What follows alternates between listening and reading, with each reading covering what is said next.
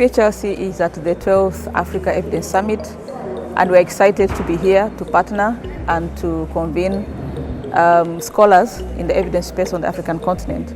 And this is very important for many reasons. One is that it sort of deepens our partnerships and relationships with the main actors in this evidence summit. We aim to promote and elevate African voices, and we aim to promote the use of evidence in decision making. So if you have a summit on evidence, then of course this is very much aligned with everything that we're trying to do.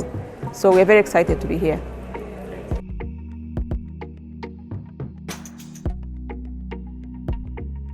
Being a catalyzer of the research and development ecosystem in Africa, APHRC also needs to engage similar institution colleagues and partners.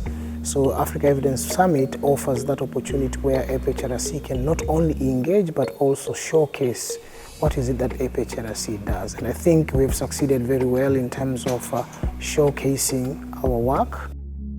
We have also learned. We have learned what others are doing in different spaces that can complement what we're already doing, or new areas that we might need to think about for the future. This is a summit that brings people from different disciplines and shares the latest evidence about what is going on, mostly from the impact evaluation space. So we have sessions on education, we have sessions on agriculture, we have sessions on climate, we have sessions on health.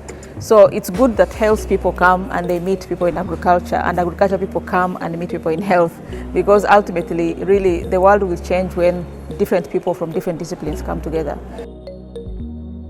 One of the things that policymakers and researchers need to do is to work together to identify policy-relevant gaps and then design policy-relevant research that can drive the entire policy agenda, so that there is a vicious cycle between research and policy, in that research drives the policy agenda and the policy agenda informs the research.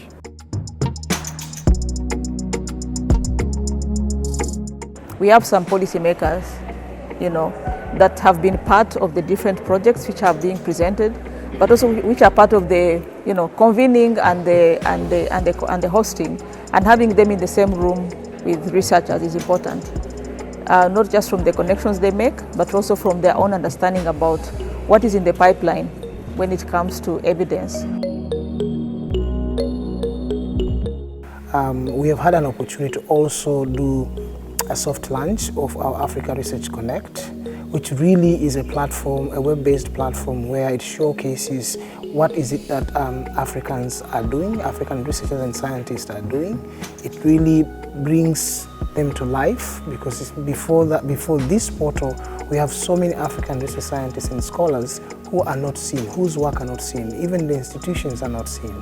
But through the web-based platform that we have there, that is Africa Research Connect, now we are able to showcase the different institutions, where these researchers are coming from, what do they do, the kind of research they're doing on, the thematic areas they're focusing on, for several reasons. And that one being to give them the opportunity to be seen because they are not seen, and to be discovered because they're not easily discovered.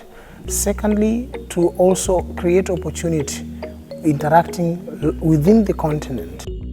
For many years since independence, African research, the indigenous research, has never gotten to be seen where it should be. And I think Africa Research Connect offers that opportunity, where it's not only research that is coming from the global north that matters, it also offers opportunity for researchers in Africa to showcase the local context of their research and be able to be seen, and that it matters in solving some of the challenges that the world is facing. Some of the key highlights presented by APHRC at the Africa Evidence Summit includes how APHRC is working with different communities to identify their challenges, and how they leverage on the power of these communities to identify solutions that can solve their problems. And by doing this, APHRC has worked with communities to identify interventions that are more acceptable, interventions that achieve wider reach, and interventions that are more effective and sustainable.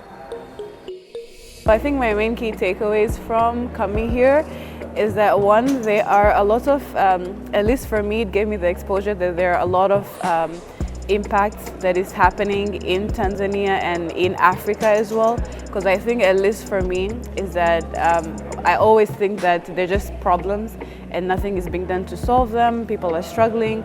But then coming to the summit, I came to learn that there are people doing a lot of work, they're putting a lot of effort, and it is bringing an impact to many people, not just in Tanzania, but in Africa as a whole as well.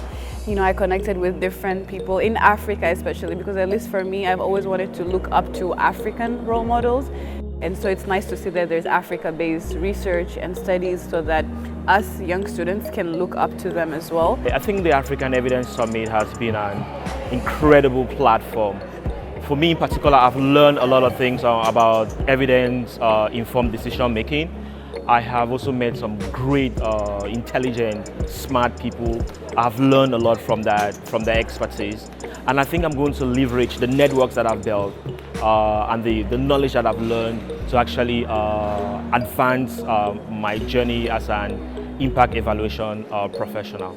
These forums are always a good opportunity for a clarion call on African scientists and African scholars, and for them to recognize that we live in a difficult world and it can't just be business as usual. And so being able to be equipped with the right skills to help us navigate a difficult world is very important. My dreams for this work is that we get more and more people that become better equipped as change agents.